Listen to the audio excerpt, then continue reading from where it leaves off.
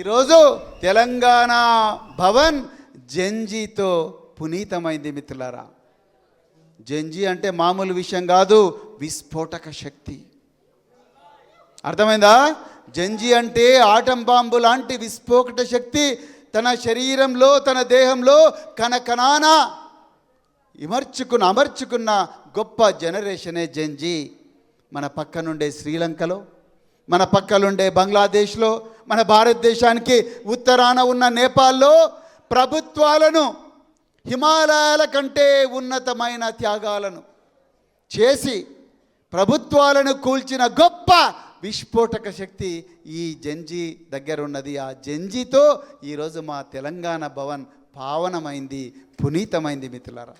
నేను, కేటీఆర్ గారు, వద్దిరాజు రవిచంద్ర గారు, పువ్వాడ అజయ్ గారు వెలుగుమట్ల అనే ఒక గ్రామానికి పోయినాం.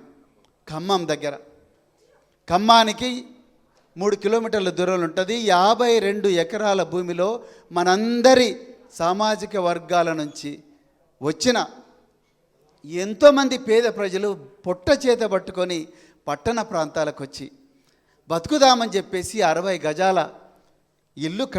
గజాల్లో ఇల్లు కట్టుకొని దాదాపు 30 సంవత్సరాల నుంచి నివసిస్తుంటే ఇప్పుడు నేటి ప్రభుత్వం 3 మంత్రులు, పొంగులేటి శ్రీనివాసరెడ్డి, మల్లు భట్టి విక్రమార్క, తుమ్మల నాగేశ్వరరావు, ఈ 3 కూడా కుట్ర పన్ని 4000 మంది పోలీసులను రాత్రికి రాత్రే మొబిలైజ్ చేసి ఉదయం 6 గంటలకు ప్రజలందరూ కూడా నిద్ర లేచి పళ్ళు దోముకునే సమయంలో, కళ్ళు తుడుచుకొని పళ్ళు దోముకునే సమయంలో 400 మంది పోలీసులు బుల్డోజర్లు తీసుకొని పోయి 1 గంటలోనే 600 నుంచి 700 ఇళ్లను భస్మీపటలం చేస్తే ఒక్క అమ్మాయి సలోమి, జాగ్రత్తగా వినాలి మిత్రులారా, ఒక్క అమ్మాయి సలోమి బిఎడ్ చేస్తూ, అమ్మో నాకు ఎగ్జామ్ ఉంది అయినా కూడా మా అమ్మ నాన్న దుక్కి దున్ని, మొక్క నాటి, మొక్కకు నీళ్లు పోసి, పుట్ల కొద్దీ పంట తీసి,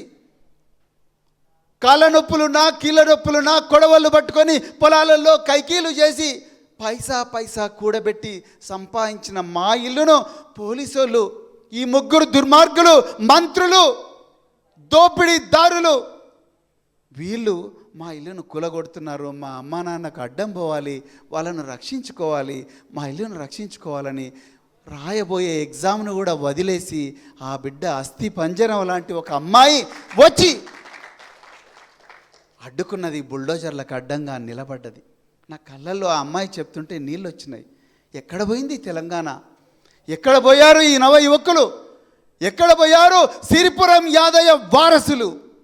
శిశాంత్ రెడ్డి, వేణుగోపాలరెడ్డి, సిరిపురం యాదయ్య, సాయి కుమార్ కెమికల్ ఇంజనీర్, ఆయన శవాన్ని మోసిన నేను.